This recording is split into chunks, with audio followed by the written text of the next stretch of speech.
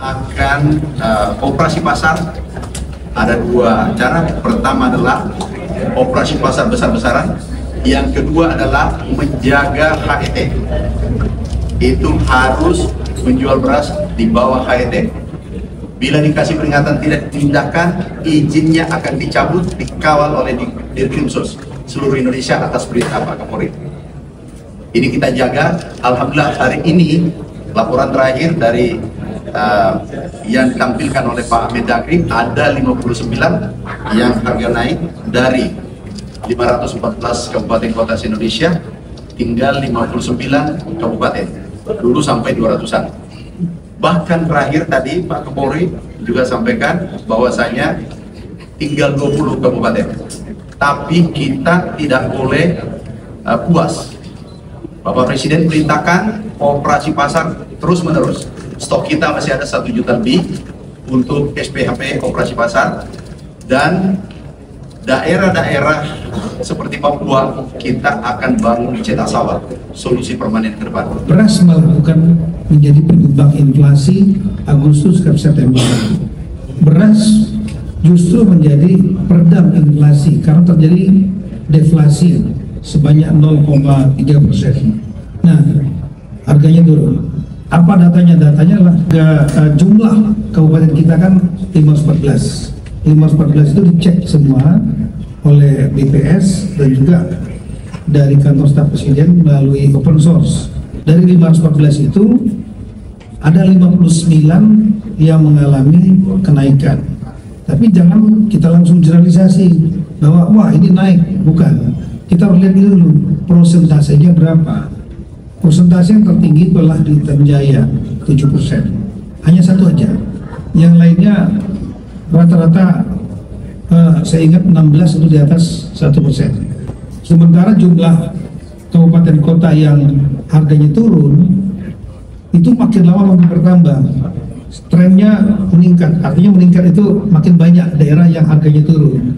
Itu sekarang angkanya di angka 197 kabupaten kota yang turun, sehingga kami menyarankan kepada Pak Mentan dan juga adanya satgas yang dibuat dengan Dirkrimsus pada tiap kabupaten kota ini provinsi. Ini kita harapkan nanti ada semacam operasi rutin, artinya untuk komoditas beras tetap dilakukan 7 mekanisme gerakan pasar murah, pasar rakyat, kemudian melibatkan instansi terus-menerus sambil mengawasi distribusinya.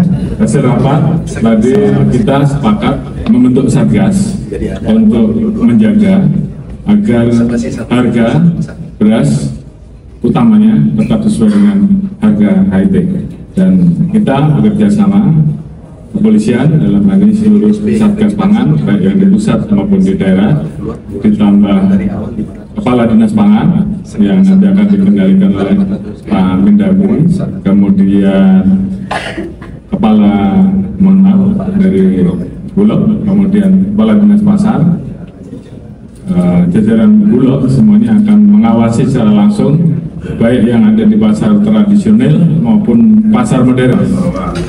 Sesuai juga dengan pantauan dari SP2KP, harga kebutuhan pokok relatif stabil, ya, termasuk beras. Beras memang dari Mantuman itu cenderung menurun, tapi memang ada beberapa wilayah yang tadi sampaikan itu sedikit naik, ya. Jadi tadi sepakat untuk melakukan operasi pasar dan lainnya. Pemerintah itu secara umum bikin kebijakan, membuat kebijakan secara nasional untuk dilaksanakan.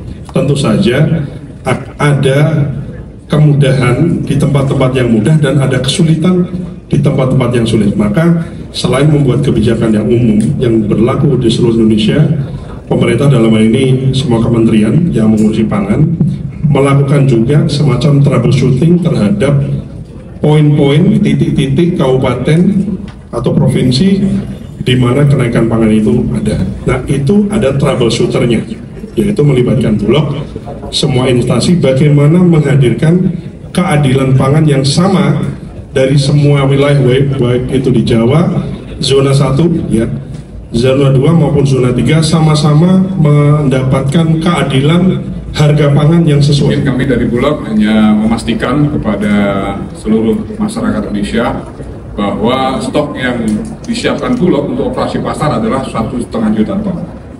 Dari 1,5 juta ton itu sekarang hampir menyentuh angka 500.000 ton atau 0,5 juta.